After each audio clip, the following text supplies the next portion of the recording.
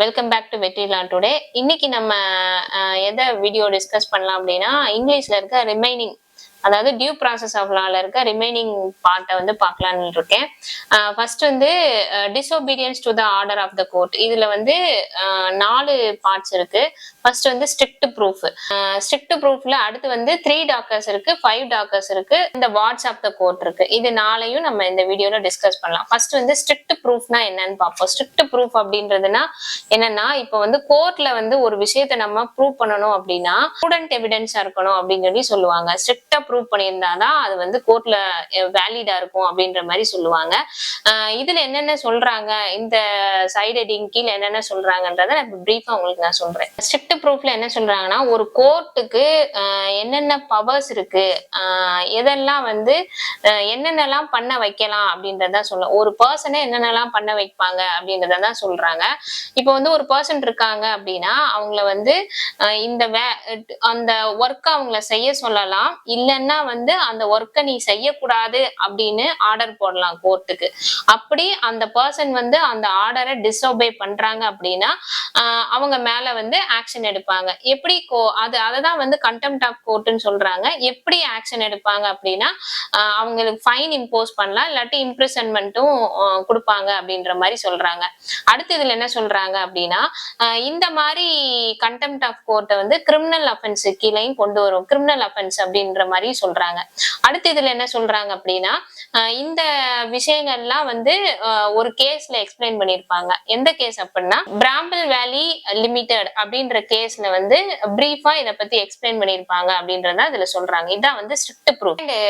இது வந்து 3 டாக்கர்ஸ். டாக்கர்ஸ்னா யார் அப்படின்னா, ஒரு துறைமுகம் அந்த இடத்துல எல்லாம் வந்து லக்கேஜ் லோடு எல்லாம் தூக்கிட்டு போவாங்கல்ல, அவங்களதான் டாக்கர்ஸ் அப்படின்னு சொல்லுவாங்க.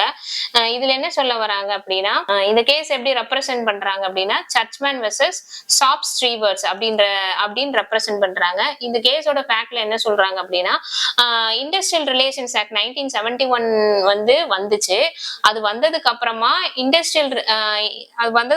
இண்டஸ்ட்ரியல் ரிலேஷன் கோர்ட்னு வந்து ஒண்ணு கொண்டு வந்தாங்க. இவங்க எல்லாத்தையும் இவங்க எல்லாரையும் அது கீழே கொண்டு வரணும் அப்படின்றக்காண்டி அந்த இண்டஸ்ட்ரியல் ரிலேஷன் கோர்ட் வந்தது. இங்க இருக்க டாக்டர்ஸ் யாருக்குமே பிடிக்கல. அவங்களுக்கு வந்து பிடிக்காததுனால என்ன பண்ணாங்கன்னா, மறியல் மாதிரி ஸ்ட்ரைக் மாதிரி பண்ணாங்க. ஸ்ட்ரைக் மாதிரி எங்க பண்ணாங்கன்னா ஈஸ்ட் எண்ட் அப்படின்ற இடத்துல வந்து ஸ்ட்ரைக் மாதிரி பண்றாங்க. இந்த மாதிரி ஆக்டிவிட்டிஸ் வந்து கோர்ட்டுக்கு வந்து ஏன்னா இண்டஸ்ட்ரியல் ரிலேஷன் கோர்ட் வர்றது பிடிக்கல அப்படின்றது வந்து தப்பு அப்படின்றதுனால கோர்ட் வந்து அவங்களோட ஸ்ட்ரைக்கை வந்து பிக்கெட்டிங்கை வந்து ஸ்டாப் பண்ணணும். நீங்க அப்படி ஸ்டாப் பண்ணல அப்படின்னா உங்க மேல கண்டெம்ட் ஆக்ஷன் வந்து எடுப்போம் அப்படின்ற மாதிரி சொல்லியிருக்காங்க. இண்டஸ்ட்ரியல் ரிலேஷன்ஸ் கோர்ட் என்ன சொல்றாங்க அப்படின்னா, இந்த பிக்கெட்டிங், அதாவது அவங்க ஸ்ட்ரைக் பண்ற மாதிரி அந்த இது பண்றாங்கல்ல, அதை ஸ்டாப் பண்ணணும் அப்படின்னு சொல்லி சொல்றாங்க. ஆனா அதை பொருட்படுத்தாம அந்த டாக்டர்ஸ் எல்லாரும் சேர்ந்து திருப்பியுமே வந்து ஸ்ட்ரைக் மாதிரி பண்றாங்க, கோர்ட்டோட ஆர்டரை அவமதிக்கிற மாதிரி. உடனே வந்து கோர்ட்ல என்ன சொல்றாங்க அப்படின்னா, இந்த மாதிரி அவமதிச்சாங்க அப்படின்னா அது கண்டெம்ட் ஆஃப் கோர்ட் கீழே வரும் அப்படின்ற மாதிரி சொல்றாங்க. இங்க வந்து இந்த 3 டாக்டர்ஸ் வந்து அவங்க கோர்ட்டோட ஆர்டரை மதிக்காம அகைன் பிக்கெட்டிங் பண்றாங்க.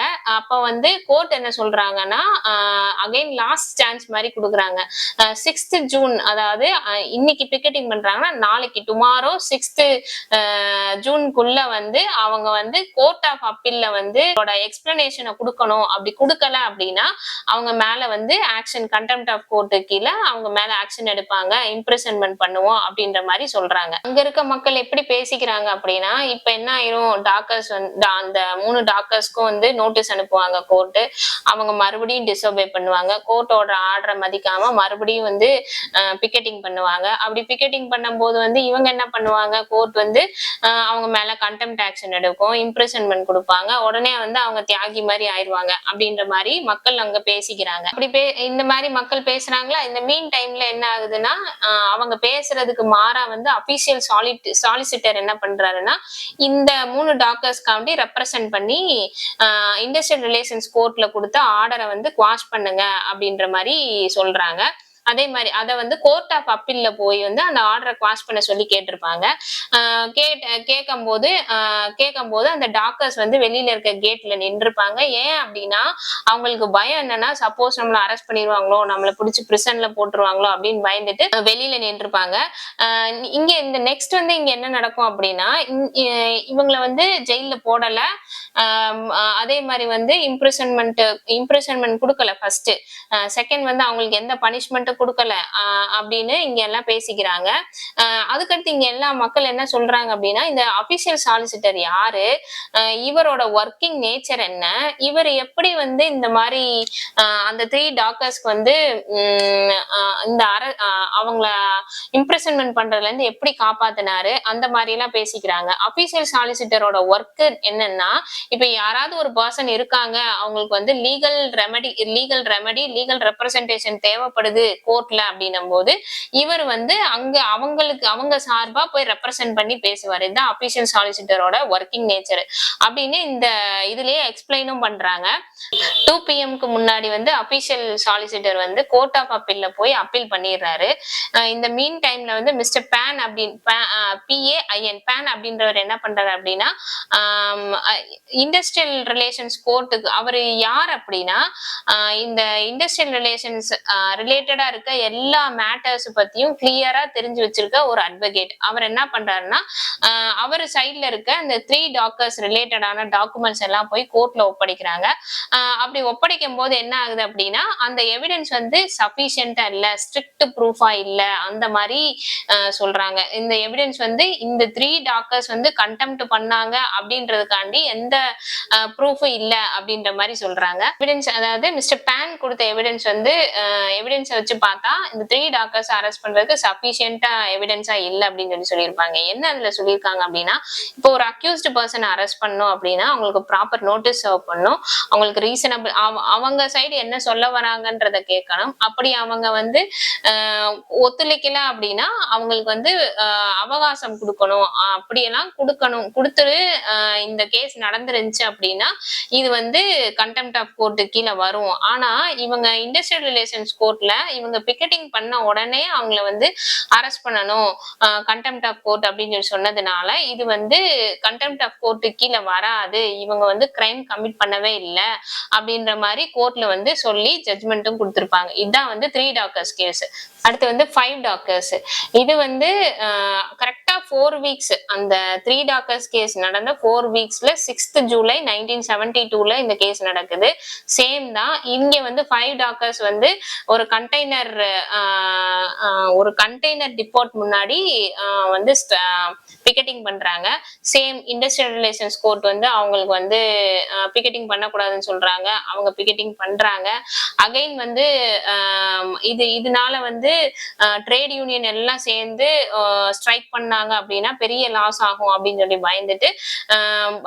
பயப்படுறாங்க. அந்த மீன் டைம்ல வந்து அபிஷியல் சாலிசிட்டர் வந்து அதே மாதிரிதான் அந்த கேஸ்ல இருக்க மாதிரியே தான் இங்கேயும் அபிஷியல் சாலிசிட்டர் வந்து இந்த கேஸுக்கு ரெப்ரசென்ட் பண்ணணும் அப்படின்னு சொல்லி இது பண்ணும்போது அபிஷியல் சாலிசிட்டர் வந்து அனதர் ஒர்க் ஹவுஸ் ஆஃப் லார்ட்ஸ்ல வந்து இன்னொரு கேஸ்ல வந்து ஒர்க் பிஸில இருப்பாரு. எந்த கேஸ் அப்படின்னா ஹீட்டன்ஸ் அப்படின்ற கேஸ்ல டைப் டிராஃப்டிங் எல்லாம் ரெடி பண்ணிட்டு இருக்கிறதுனால அதுல பிஸியா இருக்கும் போது இதுக்கு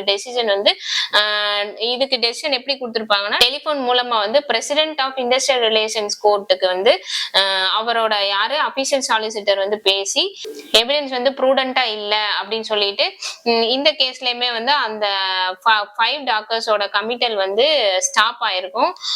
ஏன் அப்படின்னா இப்ப வந்து ஒரு கண்டெம்ட் இருக்கு கண்டெம்ட் ஆஃப் கோர்ட் இருக்கு அப்படின்னா இந்த இடத்துல இம்ப்ரிசன்மெண்டா தீர்வா இல்ல வேற எந்த பனிஷ்மெண்ட்டும் கொடுக்கலாமா அப்படின்றத பத்தி தான் இந்த கேஸ்ல வந்து டிஸ்கஸ் பண்ணிருப்பாங்க.